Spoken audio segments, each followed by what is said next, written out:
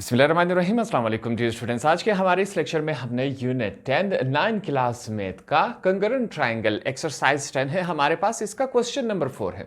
सबसे पहले हम क्या करेंगे, जो हमारे पास क्वेश्चन में स्टेटमेंट दी गई है इस स्टेटमेंट को समझेंगे कि स्टेटमेंट में क्या कहा गया है। जैसे ही हमें स्टेटमेंट समझ आ जाएगा तो हम ये डायग्राम बना सकते हैं। ठीक है, अब डायग्राम बनाने के बाद हम इसको प्रूफ भी कर सकते हैं। तो पहली चीज क्या है, हमें क्वेश्चन समझना चाहिए कि क्वेश्चन में क्या कहा जा रहा है। इसको आसान अल्फाज में समझते हैं। क्वेश्चन नंबर 4 है, प्रूव दैट, हमने फिर से साबित करना है, the median bisecting the base of an isosceles triangle bisects the vertical angle and is perpendicular to the base. अब यहां पर कुछ चीजें हैं हमारे पास। इससे पहले हम समझ चुके हैं कि मीडियन क्या होता है, आइसोसेलेस ट्राइंगल क्या होता है, परपेंडिकुलर क्या होता है। यहां पर इन चीजों को फिर से दोहरा लेंगे ताकि हमारी रिवीजन भी हो सके। सबसे पहले यहां पर हम क्या करेंगे, एक आइसोसेलेस ट्रायंगल बनाएंगे। इससे पहले हम सीख चुके हैं कि आइसोसेलेस ट्रायंगल क्या होता है, ऐसा ट्रायंगल जिसके कोई भी दो साइड्स, उनकी लेंथ लंबाई बराबर हो। जैसे कि यहां पर हमने एक ट्रायंगल बना लिया, ट्रायंगल के 3 साइड्स होते हैं। अब हमने ये वाला साइड और ये वाला साइड, ये भी 7 सेंटीमीटर है, ये भी 7 सेंटीमीटर है। आप आगे पीछे कर सकते हैं, आप 3 सेंटीमीटर 4 सेंटीमीटर रख सकते हैं, मगर एक बात ध्यान में रखनी है कि दोनों की लेंथ सेम होनी चाहिए। दोनों की हमने 7 सेंटीमीटर यहां पर रख ली फॉर एग्जांपल। ठीक है, तो हमारे पास ये क्या हुआ, आइसोसेलेस ट्रायंगल हुआ। अब यहां पर हम इन पॉइंट्स को नाम देंगे। फॉर एग्जांपल मैं इसको ए, बी और इसको मैं सी का नाम देता हूं। आप कोई भी नाम दे सकते हैं, इससे फर्क नहीं पड़ता। अगला हमारे पास क्या है, मीडियन बाइसेक्टिंग द बेस। अब याद रखें, हमेशा किसी भी ट्राइंगल का बेस हमारे पास हमेशा ये होता है कि हमने मीडियन बनाना है जो कि बेस को बाइसेक्ट करे, बेस को 2 हिस्सों में तकसीम करे, डिवाइड करे। अब मीडियन क्या होता है, किसी भी फिगर के वर्टेक्स से, वर्टेक्स मतलब कॉर्नर से स्ट्रेट लाइन लगा ले और इसके ऑपोजिट जो साइड आएगी उसको बिल्कुल सेंटर में आपने डिवाइड कर लेना है। ये हमारे पास क्या होता है, मीडियन होता है। किसी भी फिगर के, किसी भी ट्रायंगल के कॉर्नर से लाइन लगाएंगे स्ट्रेट, जो ऑपोजिट साइड आएगी, अब इसकी ऑपोजिट साइड ये आएगी, इसको बिल्कुल सेंटर में लाके लगा लेना है, उस लाइन को बाइसेक्ट कर लेना है ताकि ये लाइन जो है बिल्कुल इक्वली डिवाइड हो जाए। यहां तक बातें क्लियर हो गई। हम करते हैं ट्राई, इसको बाइसेक्ट करते हैं। यहां पर हम ए से, पॉइंट ए से स्ट्रेट लाइन लगा लेंगे। इसे हम क्या कहेंगे कि ये हमारे पास क्या है, मीडियन है। यहां पर यो हमने कोशिश की कि बिल्कुल स्ट्रेट लाइन आए हमारे पास। अब ये ट्रायंगल 2 हिस्सों में, इक्वली बराबर 2 हिस्सों में तकसीम हो गया। इस पॉइंट को आप कोई भी नाम दे सकते, इससे फर्क नहीं पड़ता। मैं इस पॉइंट को ओ का नाम देता हूं। यहां पर बातें क्लियर होगी। अब यहां पर एक एंगल बन रहा है, एक एंगल यहां पर बन रहा है। इसको मैं एंगल 1 का नाम देता हूं, इसको मैंने 2 का नाम दिया। आगे चलते हैं, यहां पर एक एंगल बन रहा है, एक एंगल यहां पर, इसको हमने एंगल 3 का नाम दिया, इसको हमने एंगल 4 का नाम दे दिया। यहां तक बातें क्लियर हो गई। जो क्वेश्चन में हमें बताया गया था वही काम हमने यहां पर कर लिया। क्वेश्चन में हमें क्या बताया गया था कि सबसे पहले आपने एक आइसोसेलेस ट्रायंगल बनाना है। हमने बना लिया आइसोसेलेस ट्रायंगल, मतलब जिसके 2 साइड्स क्या हो, बराबर हो लंबाई में। ये दोनों साइड्स हमने बराबर रखी। फिर कहा कि आपने मीडियन बनाना है जो कि बाइसेक्ट करे, किसको बाइसेक्ट करे, बेस को। अब ये हमारे पास बेस है, हमने मीडियन यहां पर यू बना लिया जिसने बेस को बाइसेक्ट कर दिया, 2 हिस्सों में तकसीम कर लिया।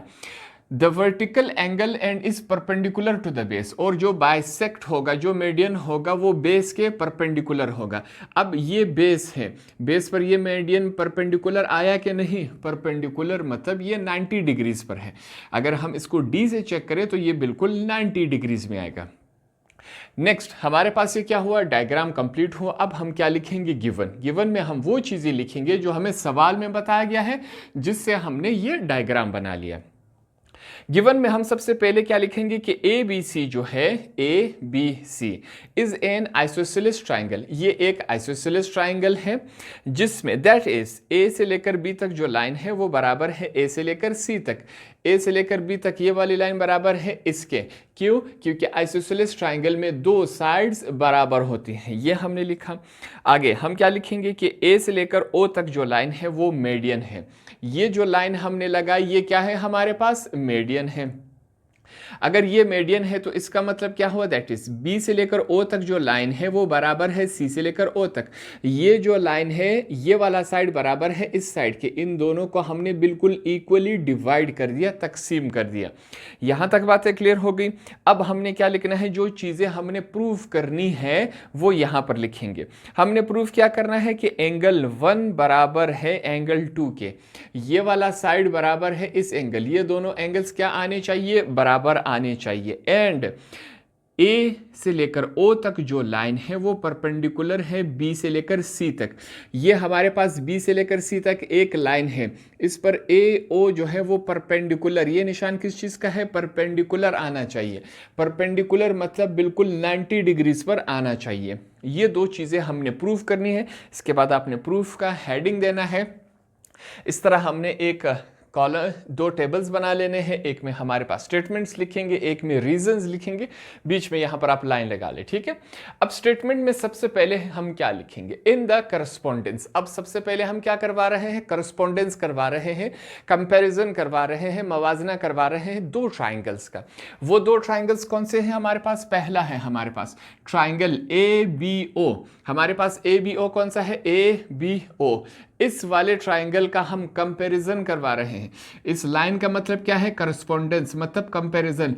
किसके साथ कंपैरिजन करवा रहे हैं? ट्राइंगल ए सी ओ। अब इस वाले साइड का हम कंपैरिजन करवा रहे हैं इस वाले साइड के। ठीक है। इन दोनों ट्राइंगल्स का हम क्या करवा रहे हैं? कंपैरिजन करवा रहे हैं। करते हैं। इससे पहले हम सीख चुके हैं कि दो ट्राइंगल्स का जब हम कंपैरिजन करवाए टोटल कितने कंपोनेंट्स होते हैं? 6। 3 साइड्स 3 एंगल्स। अब यहां पर हमने टोटल 6 के 6 कंपोनेंट्स बराबर नहीं लाने। कोई भी 3 कंपोनेंट्स अगर बराबर आए दोनों ट्राइंगल्स में तो इसका मतलब क्या हुआ कि दोनों ट्राइंगल्स आपस में कंकरेंट है, बराबर है, इक्वल है। पहला चेक करते हैं। हमने लिखा कि इन दोनों ट्राइंगल्स में, ट्राइंगल ए बी ओ में ए से लेकर बी तक जो लाइन है वो बराबर है ए से लेकर सी तक। हमने कहा कि ये वाला जो लाइन है वो बराबर है इस लाइन के। ठीक। पहला कंपोनेंट यहां पर, सॉरी, इसके ऊपर एक लाइन लगा ले।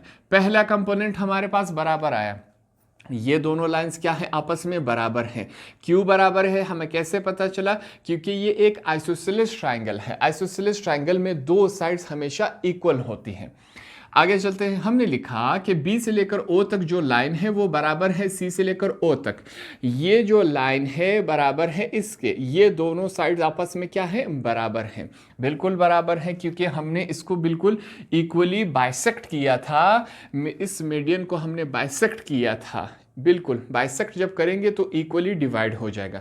दो कंपोनेंट्स हमारे पास बराबर आए। साथ में हम क्या लिखेंगे कि ये दोनों हमारे पास गिवन में मौजूद थे, सवाल में मौजूद थे, यहां से हमने उठाए। आगे चलते हैं। ए से लेकर ओ तक जो लाइन है वो बराबर है ए से लेकर ओ तक। अब ये दोनों ट्राइंगल्स हमने अलग अलग कर दिए। ए से लेकर ओ तक इस वाले ट्राइंगल में भी है, ए से लेकर ओ तक दूसरे ट्राइंगल में भी है। तो ये लाइन जो है ये मीडियन दोनों ट्राइंगल्स में मौजूद है। इस वजह से हमने रीजन में क्या लिखा? कॉमन। ये दोनों लाइंस भी आपस में क्या है? बराबर है, इक्वल। 3 कंपोनेंट्स हमारे पास इन दोनों ट्राइंगल्स के क्या आए? बराबर आए। जब 3 कंपोनेंट्स हमारे पास बराबर आएंगे तो इसका मतलब क्या हुआ कि ट्राइंगल ए बी ओ, हमारे पास ट्राइंगल ए बी ओ जो है वो बराबर आया। किसके बराबर आया? ट्राइंगल ए सी ओ। इस ट्राइंगल के हमारे पास बराबर आया। इसका हमने क्या लिखा कि साइड साइड साइड बराबर आया, साइड साइड साइड। अब ये तीनों जो है वो साइड हैं, कोई भी एंगल इसमें हमारे इन दोनों के ट्राइंगल्स के बराबर नहीं आया। तीनों जो है हमारे पास साइड है। इस वजह से हमने रीजन में लिखा साइड साइड साइड बराबर आया साइड साइड साइड के। ये बातें क्लियर हो गई।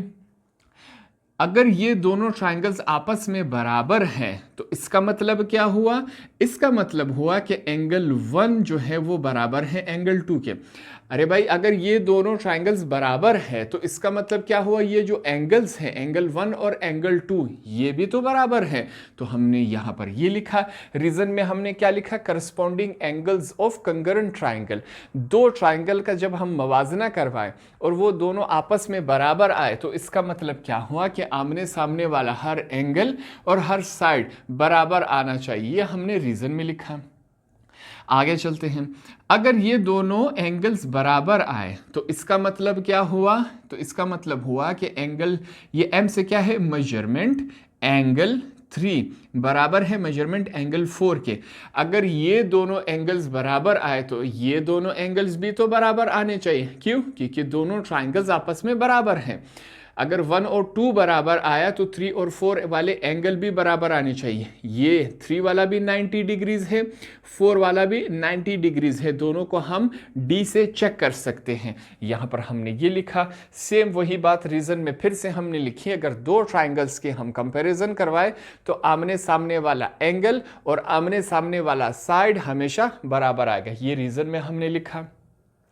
अच्छा, अगर ये दोनों आपस में बराबर है, नीचे हमने क्या लिखा? बट मगर एंगल 3 को अगर प्लस किया जाए एंगल 4 को, एंगल 3 हमने क्या कहा? एंगल 3 कितना है? 90 डिग्रीज। एंगल 4 कितना है? 90 डिग्रीज।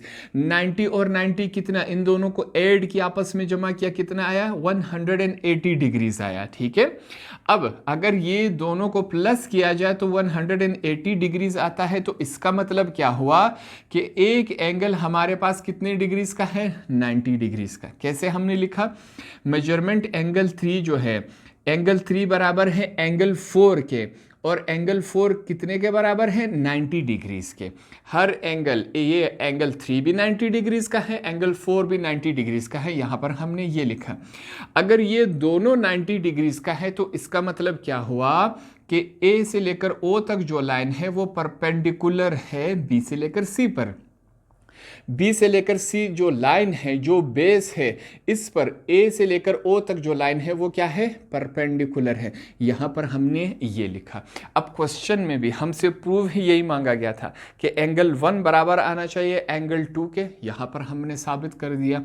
दूसरी बात कि ए से लेकर ओ तक जो लाइन है वो परपेंडिकुलर आनी चाहिए बी से लेकर सी तक, वो भी यहां पर हमने प्रूव कर दी। दोनों चीजें पूछी गई थी, दोनों चीजें यहां पर हमने प्रूव कर दी।